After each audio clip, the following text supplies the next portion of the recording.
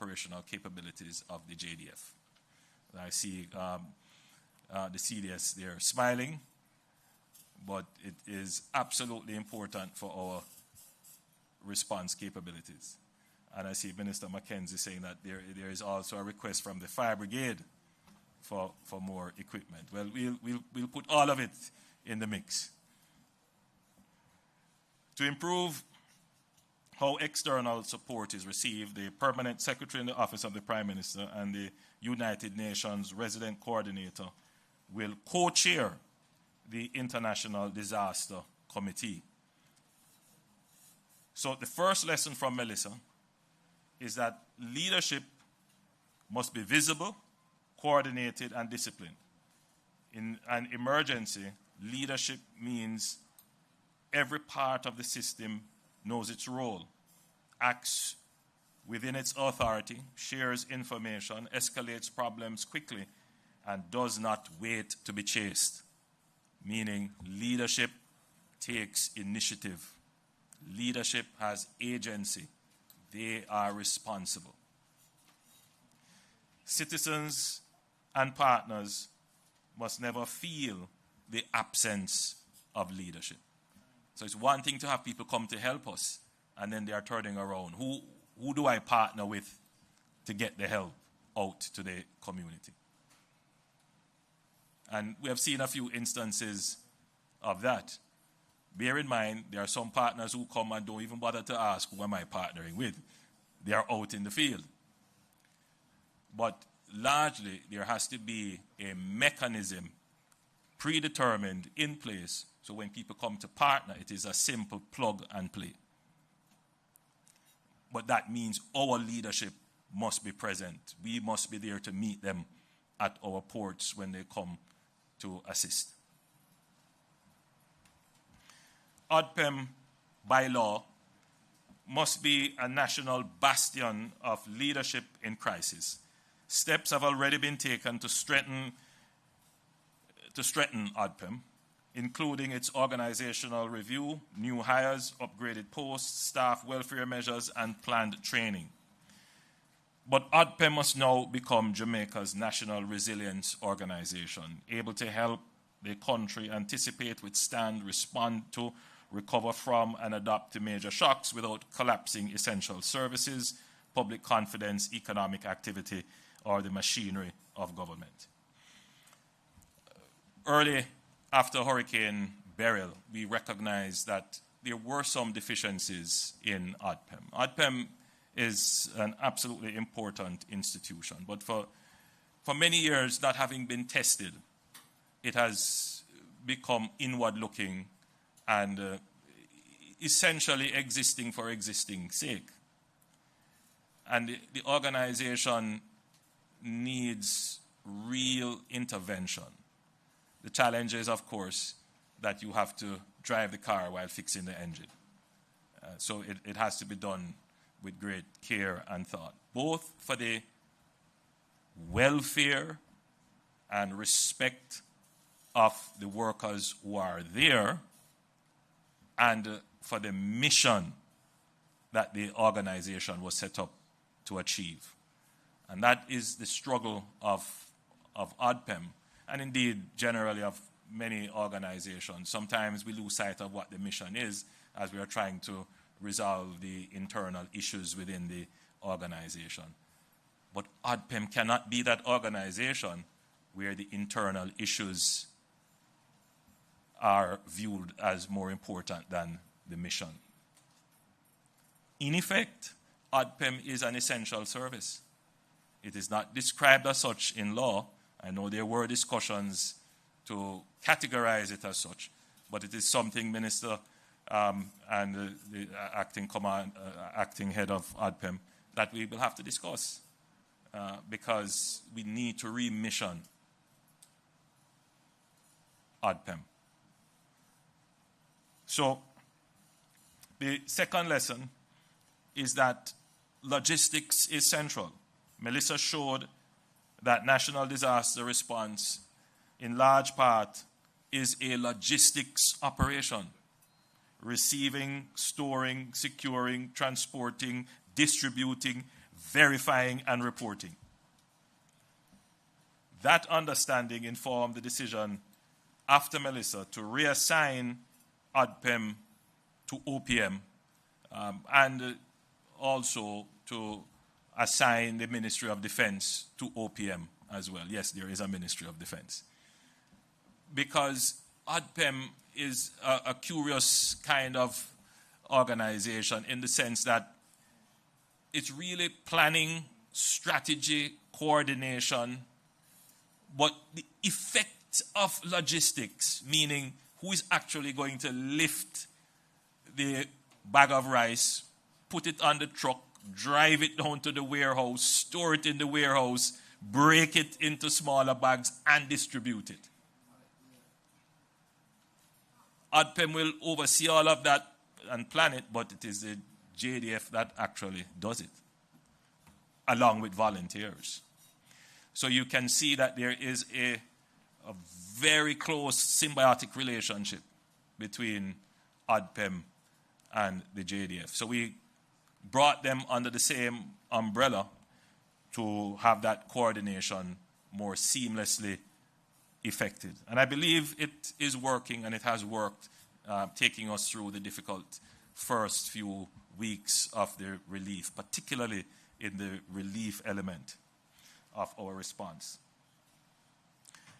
This understanding informed the decision that after Melissa, as I've said, to reassign the Ministry of Defense and ODPEM to the Office of Prime Minister, creating a clearer center of coordination for emergency logistics and reducing fragmentation in relief movement. ODPEM remains the central agency for disaster preparedness and emergency management, but it must be better integrated with the JDF's logistics, command, discipline, mobility, engineering, communication, and reach. The third lesson is that information is a life-saving asset. Information is an asset. If we do not know where people are, where roads are blocked, where communities are cut off, where supplies are located, where shelters are operating, and where electricity and water are down, the state is partially blind.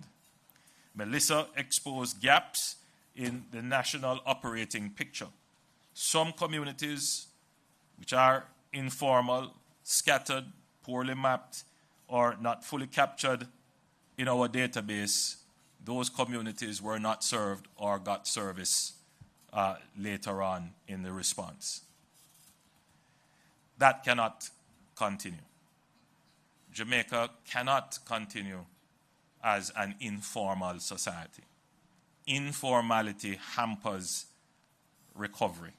It hampers relief. It hampers reconstruction.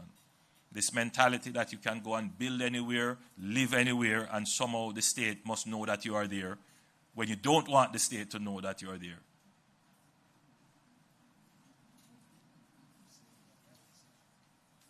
Then you say, you didn't come to me. Well, we didn't know you were there because it's not documented. And the informality is not just in our choice of how we choose to live and the spatial awareness of the country. It is also in how, as citizens, we choose to be documented. In the initial stages of the relief effort, no one could really say to us that we should ask for ID to give out care packages. But you know, some people were thinking it. And I wouldn't be surprised if some report comes out that we gave out care packages and we didn't ask for ID. Look out for it.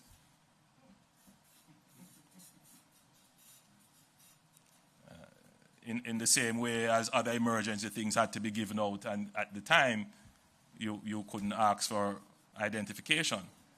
But if we were not a society that viewed unique identity as a trespass on privacy, then it would be much easier for us to conduct relief and humanitarian efforts. And that is the reality. The challenge we face is that every grant that we're going to give, the persons getting the grant have to be registered. But they have to be registered at each instance. So we registered, you think about it. You had to go through a registration process in COVID to get the grant. Then you had to go through a registration process in Beryl. And you had to go through a registration process in Melissa.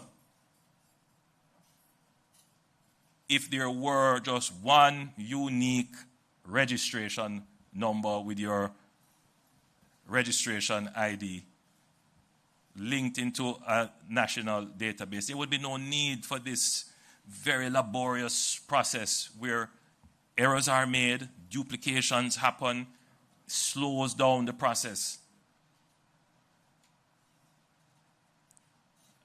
I just thought that this was a good opportunity to explain to the public why national identification is important. One massive headache to identify the people who should get the grant, then to get them to the stores to get the goods. And then, if it isn't done right, you get some report saying that you didn't dot this I and cross this T. Which you ought to get, because the objective is to get the thing to perfection. But bear in mind, the cultural issues that we have in our society.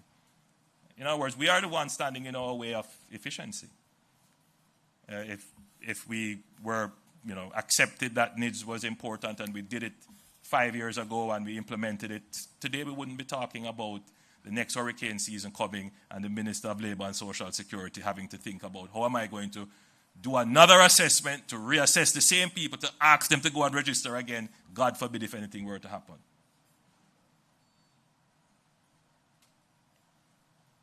Just saying.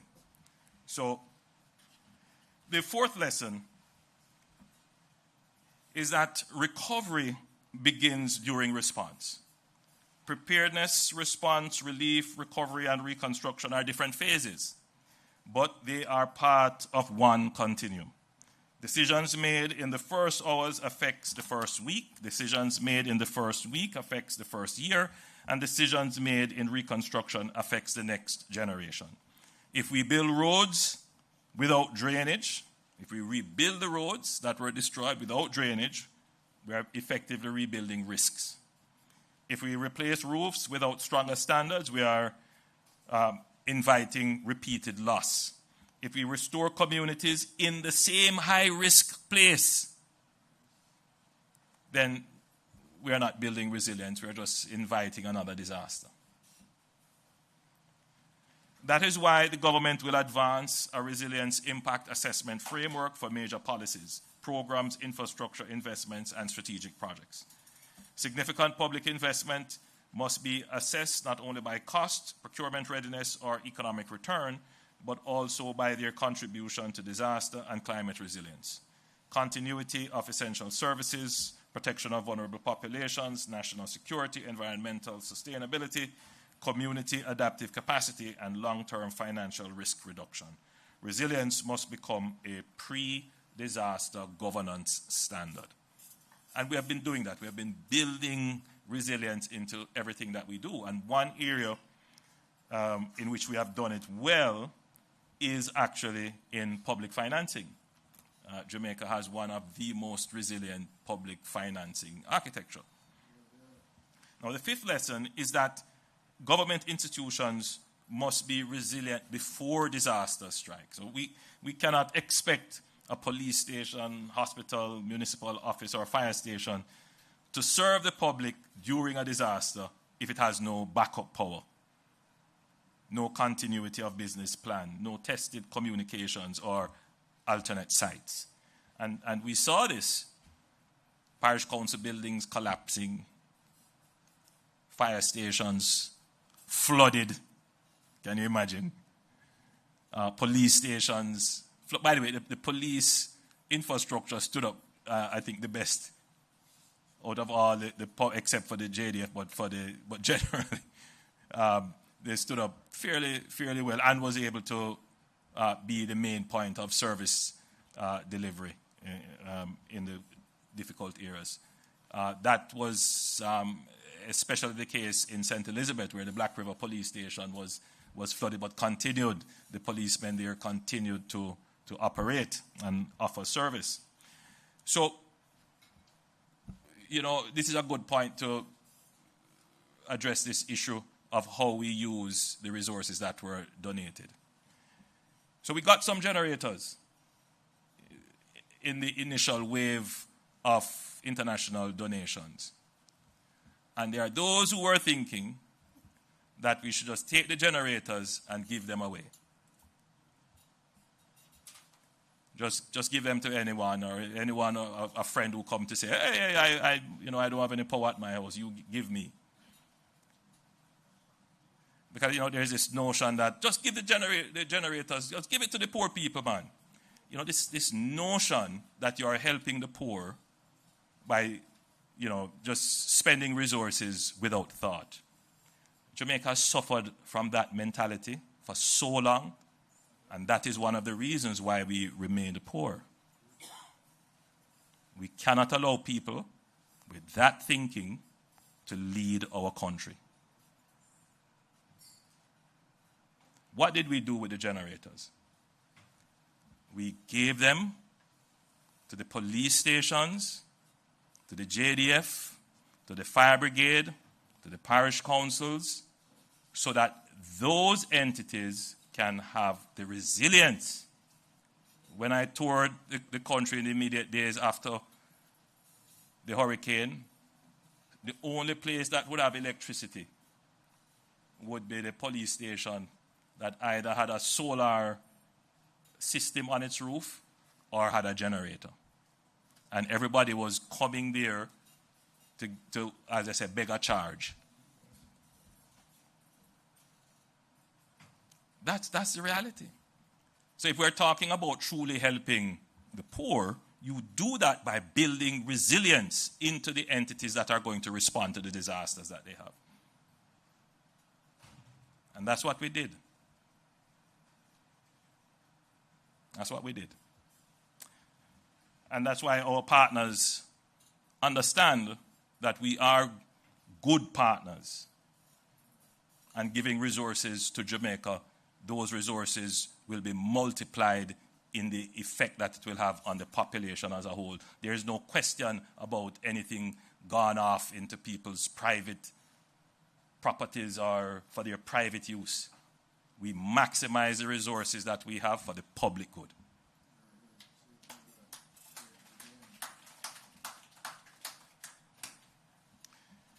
So cabinet decision making, public finance, national security coordination, emergency communication, public health, social protection, utilities coordination, and essential records must be sustained during a disaster. There cannot be any break. And we are going to use the resources to ensure that there is continuity of government, continuity of business, continuity of society, even after a major catastrophic event. And the only way you can do that is to use the resources donated and the resources you are spending to build resilience. Resilience guarantees continuity. And that's why Jamaica was basically up and running, essentially, a few weeks after the hurricane, because we invested in resilience. And I want to spend a little time on the sixth lesson, which is fiscal resilience matters. By the way, when I use the term fiscal, I know there are a lot of people may not understand what is it that I'm talking about when I say fiscal. Not physical, but fiscal resilience. Fiscal refers to money, public financing, public accounts, how they are used.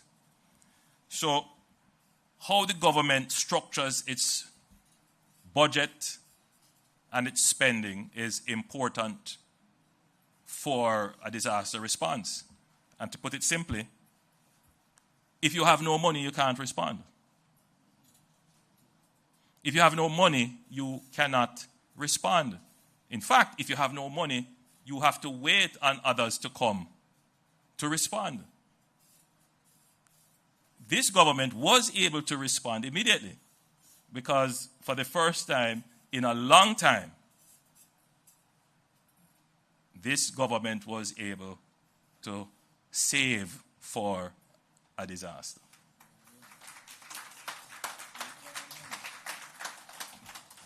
We were able to save and we were able to insure. So it's savings, insurance, and then we were able to pre-position funds that we could get easy access to through borrowing. So we had a layered strategy of being able to fund the relief, restoration, and recovery. To put it to you in a simple way, if the government wasn't able to bring the funding for JPS to bring in the crews to restore the electricity, today we would be saying we don't have any electricity in some of the parishes. That is fiscal resilience.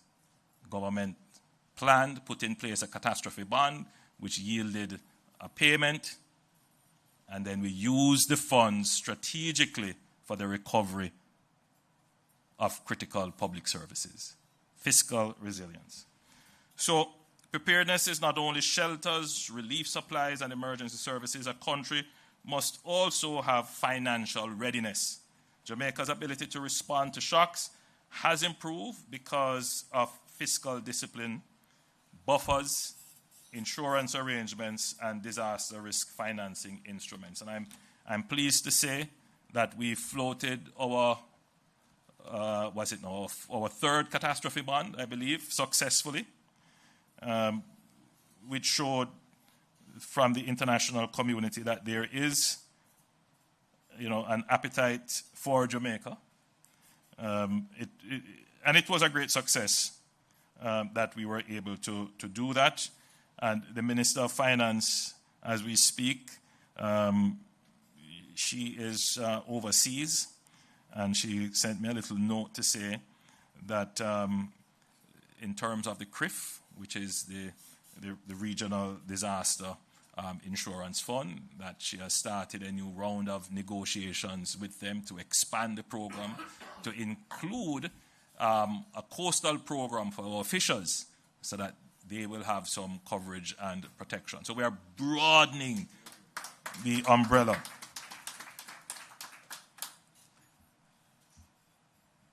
Of protection through fiscal resilience. So the seventh lesson is that community resilience is the foundation of national resilience. Strong agencies matter, but if households are not prepared, shelters are not known, vulnerable persons are not accounted for, and evacuation plans are not tested, national readiness is incomplete. The Ministry of Local Government, municipal corporations, and parish disaster committees must organize, document, test, and share local knowledge before an event. A list in someone's head is not a disaster plan. Let me repeat. A list in someone's head is not a disaster plan. I'm sure there are many well-laid plans, but nobody knows about it. A plan that has not been exercised is only a document. And that is something, Minister, that I need to see happen. Drills. I don't see a lot of drills happening. So, Minister, I'm hopeful that during this season of preparedness that you will do some drills. Simple things, one person may have the information written in a particular way and the other person has the information in another way. The two pieces of information cannot sync. So one document may have the person's home number, for example, that they need to call in the event of an emergency. And another document may have the person's work number. And you're trying to get the person, and you can't get the person because you're calling the wrong number. But in a drill, you would pick these things up. So, Minister, I'm looking forward to hearing of some drills that myself and the leader of the opposition will participate in. All right? So,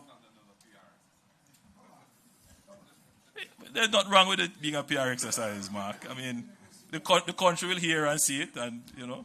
Yeah.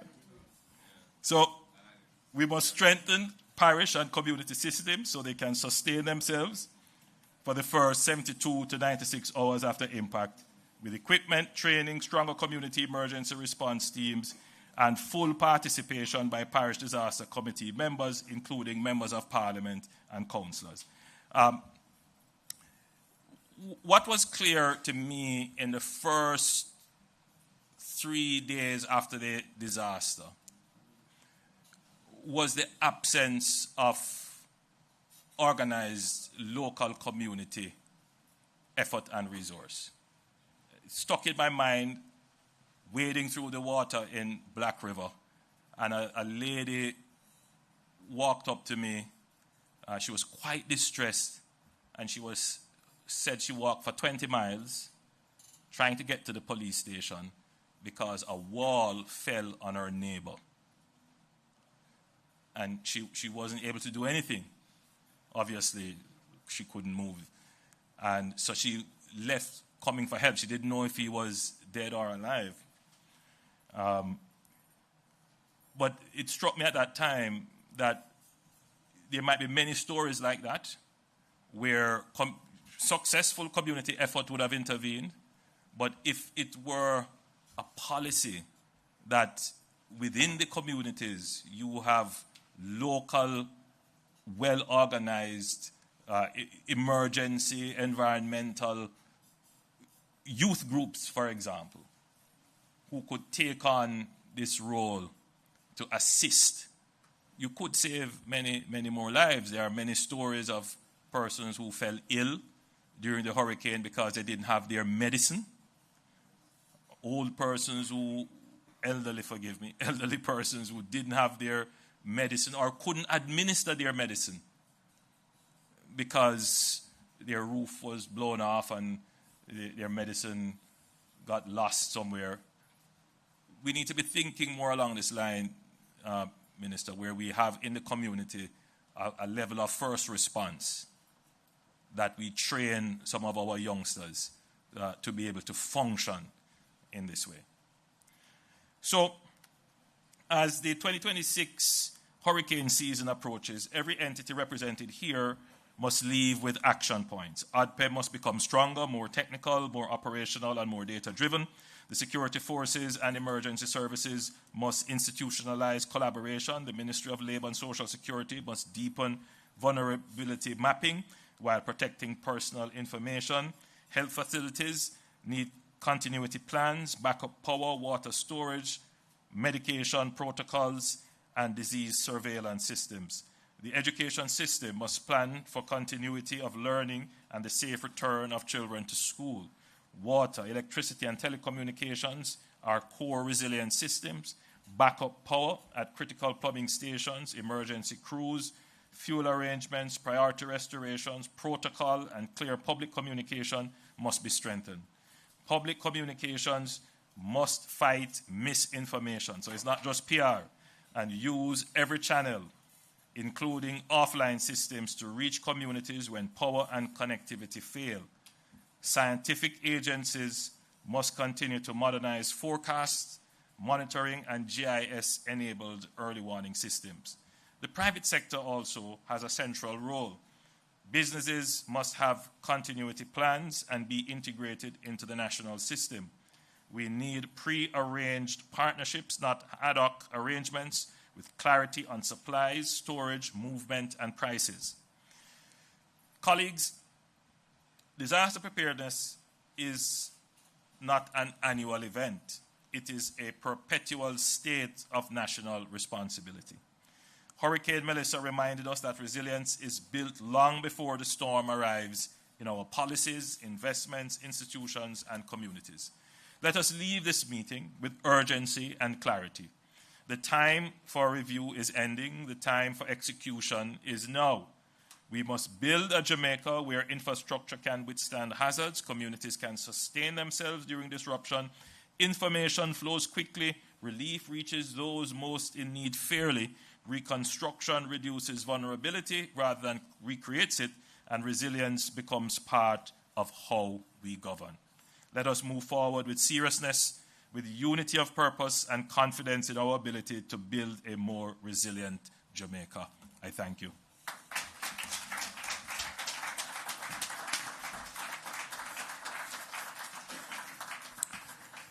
Members of Council, I believe that the presentation from the Most Honourable Prime Minister and Chairman speaks to the heart of our responsibility going into the new hurricane season. We take no Prime Minister of the various comments and suggestions that you have put forward and giving you the assurance that we will implement as best as possible on those suggestions. Ladies and gentlemen, after the second leg of the meeting will continue, and we will be having some special presentations from entities. I will invite our moderator to come back and to take us through that second segment of the morning's meeting. The Most Honourable Prime Minister will be leaving us now. Can I ask you to stand while the Prime Minister and the Leader of the Opposition leaves? And this is not the end of the meeting, ladies and gentlemen. This is the second half of the meeting to commence. Thank you. Moderator. Thank you, sir. Please be seated.